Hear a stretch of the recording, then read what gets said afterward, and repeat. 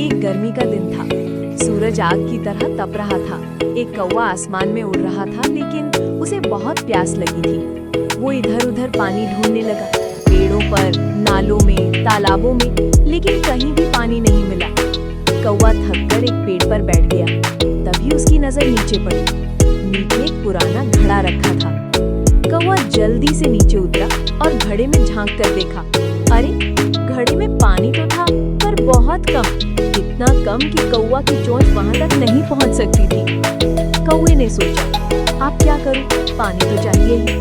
उसी समय उसके दिमाग में एक बहुत ही समझदार विचार आया। उसने इधर उधर देखा और छोटे छोटे कंकड़ उठाने लगा। कौवा एक एक करके कंकड़ को घड़े में डालने लगा। टक टक टक। जैसे जैसे कंकड़ घड़े में गिरते गए, पानी ऊपर उठने लगा। कौवा खुशी से चहक उठा, काऊ काऊ।